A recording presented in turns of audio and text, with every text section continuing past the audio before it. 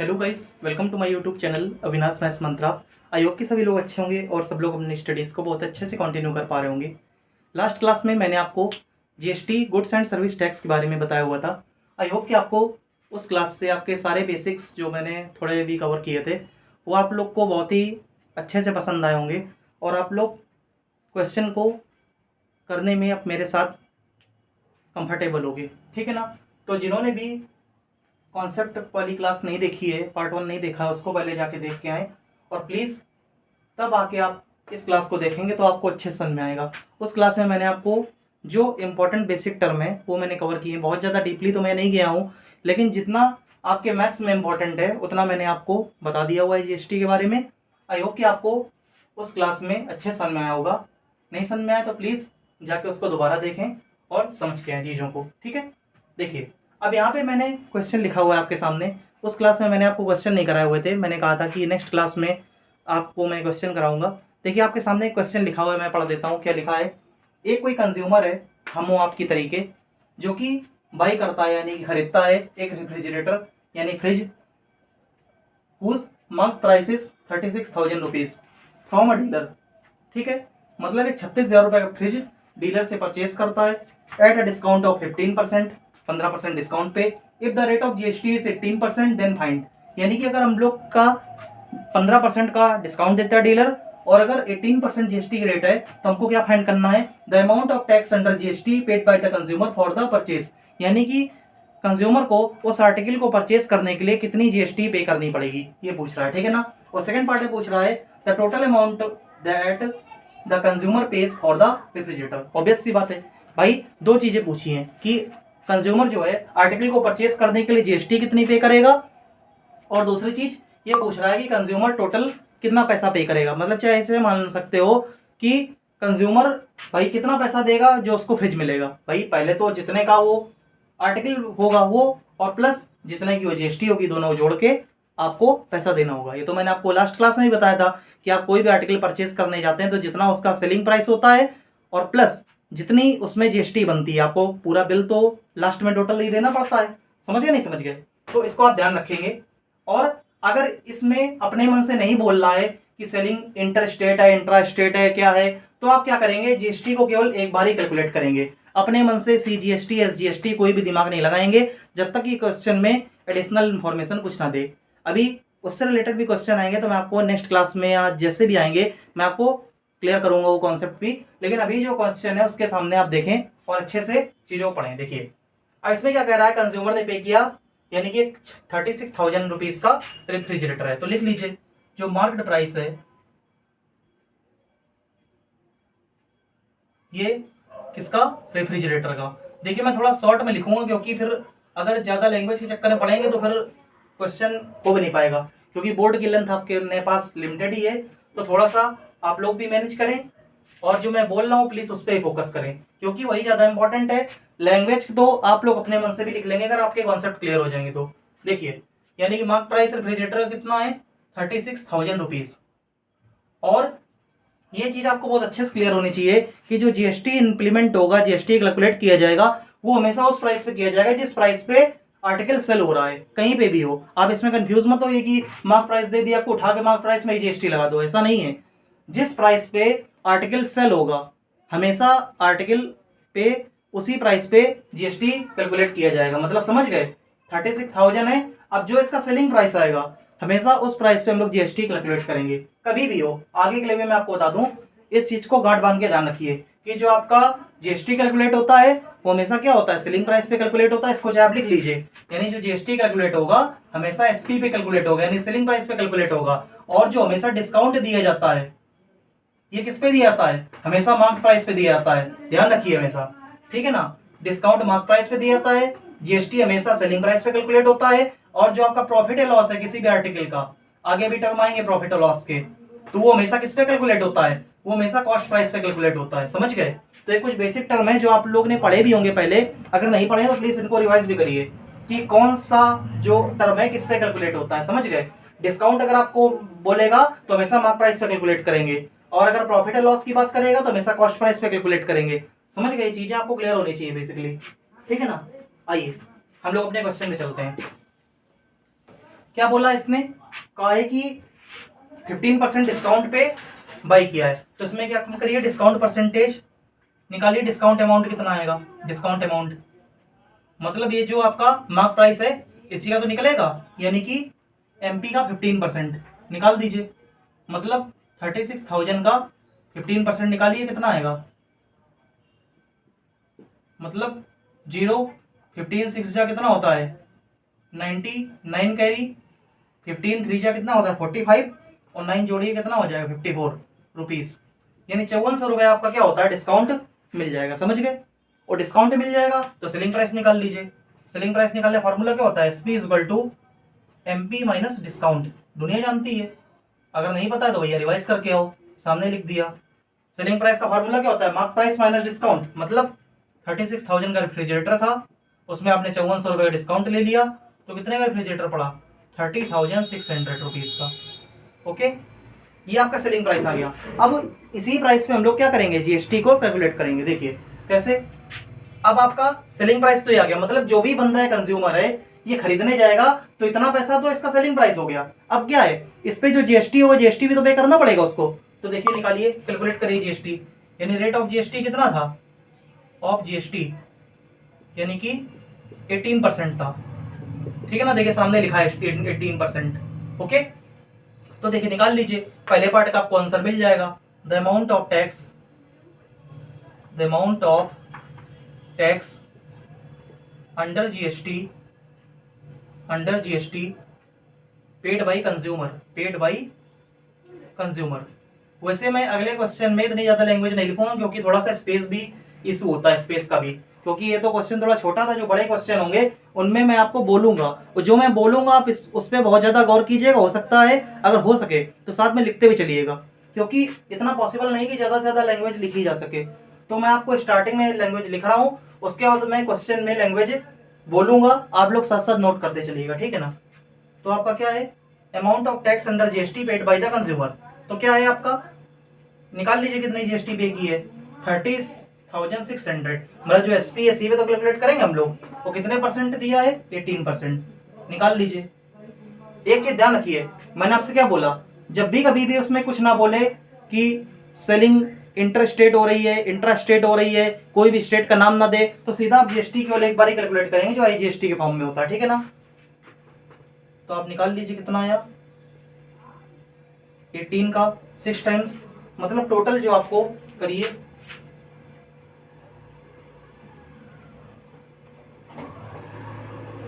8, उसके बाद 10 कैरी, निकालिए आराम से, इसमें कितना जाएगा, यानी कि टोटल, उसके बाद 18 3 जा कितना होता है 50, 4 1 55, यानी कि टोटल 5508 रुपए टोटल आपकी क्या होगी जीएसटी बनेगी जाके, मतलब समझ में आया आप लोग को, कितनी बन रही इसमें, हाँ 5508 रुपए बन रही है। तो टोटल आप देख लीजिए कि जीएसटी आप लोग कैसे कैलकुलेट करेंगे, मतलब जो आपका सेलिंग प्राइस आएगा, सेलिंग प्राइस में से आप क्या करेंगे, जितने जीएसटी रेट दिए उसको निकाल लेंगे। हाँ, अगर आपसे बोलता है कि सेलिंग इंटर स्टेट है इंट्रा स्टेट है, उसके अकॉर्डिंग जो नेक्स्ट क्वेश्चन आएंगे मैं आपको बताऊंगा, अभी आप लोग इतना परेशान मत होइए। अब इसके बाद क्या कह रहा है, नेक्स्ट क्वेश्चन का आंसर दीजिए, the total amount, the total amount that the consumer pays for the refrigerator, मतलब जो रेफ्रिजरेटर के लिए टोटल अमाउंट पे करेगा, समझ गए कितना होगा। पहले तो सेलिंग प्राइस निकालोगे, मतलब सेलिंग प्राइस जितना है, ओके, और प्लस आपका सेलिंग प्राइस के बाद क्या हो जाएगा आपका, यानी कि जितना आपने जीएसटी पे किया है, GST paid by the consumer, GST paid by the consumer, ठीक है। तो क्या हो जाएगा आपका सेलिंग प्राइस, मतलब ये जो आपका 30,600 ये आपका सेलिंग प्राइस है, और ये जो आपकी जीएसटी आई है कितनी 5508 रुपए, ठीक है ना, ये आपका, तो टोटल क्या आ जाएगा 8 0 6 5 11 एक मतलब 6 36,108 रुपीज, यानी 36,000 108 रुपये टोटल पे करने पड़ेंगे आपको, यानी कि जो भी फ्रिज को परचेज करेगा या फिर जो कंज्यूमर होगा। समझ गए? आई होप कि आपको क्वेश्चन समझ में आया होगा। आप आराम से इसको क्या करें, नोट करें, स्क्रीनशॉट लें, जो भी आप लोग को ठीक लगे।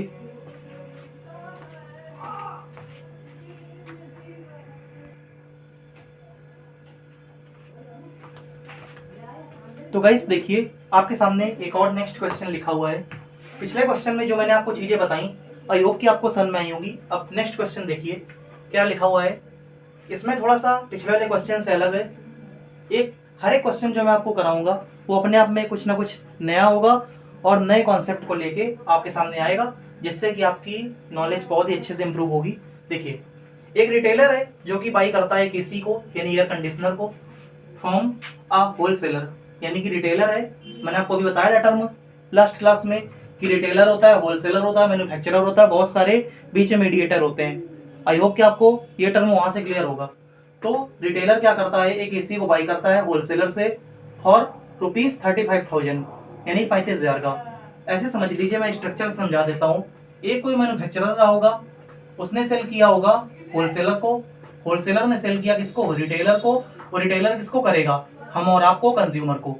तो आई थिंक आपको ये चैन तो क्लियर होगी, समझ गए। अब लेकिन मेरे क्वेश्चन में क्या है, मेरे क्वेश्चन में केवल इतना है कि होलसेलर से रिटेलर ने परचेज किया, मतलब होलसेलर से रिटेलर ने परचेज किया और रिटेलर ने हम और आप कंज्यूमर को मतलब सेल किया, इतना है। मैन्युफैक्चरर से कहीं मतलब नहीं यहाँ पे, ठीक है ना। आई होप आपको ये चैन क्लियर होगी, ठीक है ना। तो समझिए,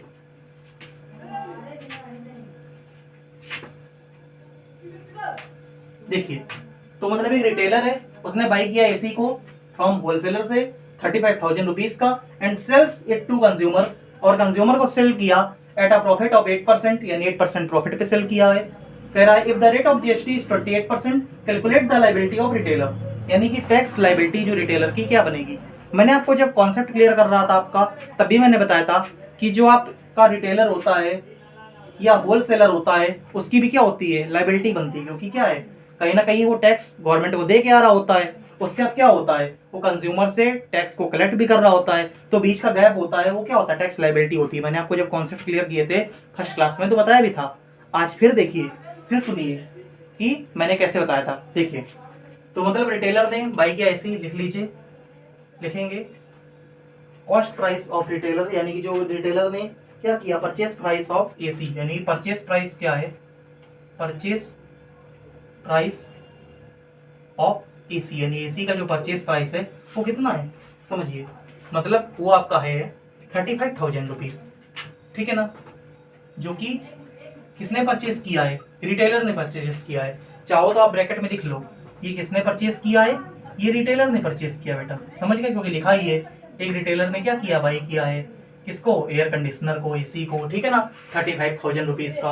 अब क्या है भाई, अब ऐसा तो नहीं कि रिटेलर है तो इसको जीएसटी नहीं देनी पड़ेगी, जीएसटी तो इसको भी देनी पड़ेगी। तो ठीक है, कैलकुलेट कीजिए, यानी कि रेट ऑफ जीएसटी कितना है, 28% है, तो निकाल लीजिए। क्या लिखेंगे, अगर रिटेलर दे के आया है तो इसके लिए क्या होगा, इनपुट जीएसटी, समझ गए। मैंने आपको लास्ट क्लास में क्लियर किया था कि इनपुट जीएसटी क्या होता है, कि जो रिटेलर जीएसटी का अमाउंट होलसेलर को दे के आया है, समझ गए, नहीं समझ गए, मतलब उसने परचेज करते वक्त जो भी जीएसटी पे की है होलसेलर को, तो क्या है, वो आपकी रिटेलर के लिए इनपुट जीएसटी बोली जाएगी। तो क्या है, निकाल लीजिए, 35,000 का 28% निकालोगे तो कितना आएगा, निकाल लीजिए, ये आपका आएगा जाके 9,800 रुपीज। ओके, ये आपका इनपुट जीएसटी आ गई, ठीक है ना, जो कि रिटेलर ने पे की होलसेलर को, ठीक है ना। अब यहाँ पे देखिए, यहाँ पे क्या है, जो रिटेलर है ये कंज्यूमर को दे रहा है प्रॉफिट ऑफ 8%, तो लिख लीजिए, देखेंगे consumer,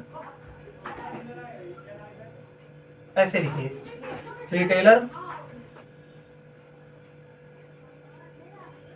sales AC at 8% profit. तो देखिए, प्रॉफिट हमेशा किस पे होता है, मैंने आपको लास्ट क्लास में बताया था कि प्रॉफिट हमेशा किस पे होता है, कॉस्ट प्राइस पे होता है। लॉस भी किस पे होता है, कॉस्ट प्राइस पे होता है, ठीक है ना। तो समझिए, कॉस्ट प्राइस क्या है, 35,000, तो प्रॉफिट भी इसी पे होगा, ऑब्वियस सी बात है, ठीक है ना।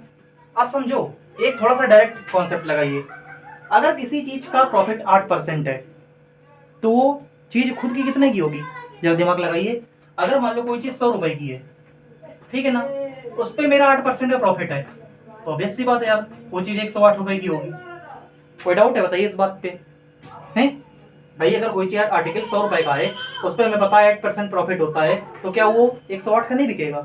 तो एक काम करो सीधा, तुम इसमें क्या निकाल लो, सेलिंग प्राइस निकाल लो। भाई अगर 35,000 प्राइस है और अगर इसका हम लोग डायरेक्ट क्या करें, 108% निकाल लें, तो क्या हमको ये प्राइस नहीं आएगा, मतलब जिसपे रिटेलर ने सेल किया है। भाई 8% प्रॉफिट है, तो 100 पे 8% प्रॉफिट कितना, 108। तो हमने क्या किया, डायरेक्ट 108% निकाल लिया। तो आपका एक स्टेप बच गया कि नहीं बच गया? बस निकाल लीजिए, थोड़ा डायरेक्ट भी करना सीखिए, और क्या, क्लास 10th में आ रहे हैं। चलिए, तो आपका ये हो गया यहाँ पे। तो कितना आएगा फाइनली, यहाँ पे आपका आ जाएगी 37,800, मतलब 37,800 रुपीज का ये जो है कंज्यूमर को पड़ेगा। मतलब कंज्यूमर कितने पे करेगा, मतलब खरीदने के लिए। अब इसके बाद जीएसटी देगा, ठीक है ना, लिख लीजिए, लिखेंगे amount of tax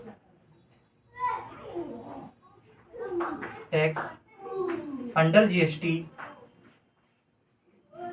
collected by retailer. भैया सामान बेच रहा तो जीएसटी भी कैलकुलेट करेगा, ऑब्वियस सी बात है, रिटेलर। या फिर ब्रैकेट में इसको लिख सकते हैं क्या, पेड बाई द कंज्यूमर, क्योंकि भाई कंज्यूमर खरीद रहा है तो पे करेगा कंज्यूमर, और यानी कंज्यूमर खरीद रहा है तो कंज्यूमर पे करेगा, और बेच कौन रहा है, रिटेलर, तो रिटेलर कलेक्ट करेगा। आ गया ना बात समझ में? तो देखिए निकाल दीजिए कितना हो गया, यानी कि इसका 37,800 रुपीज का आप सीधा सीधा 28% निकाल दीजिए। बस कितना आएगा आपका टोटल जो है, कितना आएगा 10,584, मतलब 10,584 रुपीज, ये आपका कितना आ जाएगा, जीएसटी अमाउंट आ जाएगा, ठीक है ना। ये थोड़ा सा रफ कैलकुलेशन था, कोई नहीं, हटा देते हैं। तो मतलब 10,584 क्या आ गया, जो कि जीएसटी क्या करेगा, रिटेलर कलेक्ट करेगा, किससे, कंज्यूमर से, ठीक है ना। अब हमको क्या निकालना है, tax liability of the retailer, ठीक है ना, निकाल लीजिए। या फिर इसको क्या बोल सकते हैं, जीएसटी पेएबल भी बोल सकते हैं, क्योंकि क्या है, लास्ट में जीएसटी पे करेगा, तो यानी टैक्स लायबिलिटी ऑफ रिटेलर, मतलब ही रिटेलर की रिस्पॉन्सिबिलिटी है कि इस टैक्स को गवर्नमेंट तक पहुंचाए। तो इसका फॉर्मूला होता है output GST minus input GST. Okay, तो क्या हो जाएगा, output GST minus input GST, मतलब आउटपुट इसने कलेक्ट कितने की है, 10,584, और ये देके कितनी आया था, देखिए 9,800 रुपीज। लिख लीजिए, दोनों डिफरेंस ले लीजिए, कितना हो जाएगा, 784 रुपीज। ओके, आई होप कि आपको ये क्वेश्चन समझ में आया होगा। मैंने जो भी आपको बताने की कोशिश की, ये आपको बहुत अच्छे से क्लियर हुई होंगी चीजें, कि कोई भी रिटेलर है, मैंने आपको एक चीज पूरी खोल के बताई कि कैसे कोई चीज सेल होती है, कैसे प्रॉफिट कैलकुलेट होता है, और सारी चीजें आपके सामने हैं कि टैक्स लायबिलिटी कैसे निकलती है। ऐसे ही आपका कितना बड़ा भी क्वेश्चन आ जाए, चाहे सेलिंग इंट्रा स्टेट हो या इंटर स्टेट हो, टैक्स लायबिलिटी हमेशा ऐसे कैलकुलेट होगी। केवल डिफरेंस इतना आएगा कि अगर सेंट्रल गवर्नमेंट की बात करेगा तो यहाँ इनपुट क्या होगा, सीजीएसटी निकाला जाएगा, अगर स्टेट गवर्नमेंट की बात करेगा तो इनपुट एसजीएसटी निकाला जाएगा। सेम यहाँ पे भी क्या हो जाएगा, यहाँ पे आउटपुट, सॉरी यहाँ पे मैं आउटपुट लिखना भूल गया, इसको आप ये भी लिख सकते हो क्या, आउटपुट जीएसटी, ठीक है ना, क्योंकि ये जो है रिटेलर कलेक्ट कर रहा है तो इसको आउटपुट भी बोलेंगे, ठीक है ना। तो क्या हो जाएगा, यहाँ पे आउटपुट, जैसे मान लीजिए स्टेट के लिए बोल रहा है तो आउटपुट एसजीएसटी, वो आगे जब क्वेश्चन आएगा तो मैं आपको बताऊंगा, अभी इससे इतना ज्यादा कंफ्यूजन क्रिएट करने से कोई फायदा नहीं है। अभी आपके सामने जो क्वेश्चन है प्लीज उसको समझें, बाकी जब स्टेट या सेंट्रल का कोई अलग अलग क्वेश्चन आएगा तो मैं आपको वहां पे भी वो चीज अच्छे से एक्सप्लेन कर दूंगा, ठीक है ना। तो आई होप कि आपको जो चीज मैंने पढ़ाई, आपको इतना ही मेहनत से कि जीएसटी टॉपिक कवर किया, शायद ही कोई मतलब करता होगा, लेकिन फिर भी मैंने इतनी कोशिश की कि चलिए आपको ये जो इम्पोर्टेंट टॉपिक है, लोगों को प्रॉब्लम होती थी, बहुत ज़्यादा कमेंट्स आ रहे थे, तो मैंने सोचा कि इसको अच्छे से कवर किया जाए, जितना भी मुझसे बेस्ट हो सका उसको मैंने किया। कैलकुलेशन वगैरह भी आप लोग जो मैंने अपने चैनल पे ट्रिक्स डाली हुई हैं उसकी अगर हेल्प लेंगे तो आप लोग बहुत अच्छे से जल्दी से जल्दी कैलकुलेशन कर पाएंगे, ज़्यादा इसमें हेडेक लेने की ज़रूरत नहीं है। तो बस आज के लिए इतना ही रखते हैं, बाकी नेक्स्ट क्लास में मिलेंगे आपके साथ और जीएसटी के अच्छे से अच्छे क्वेश्चन के साथ।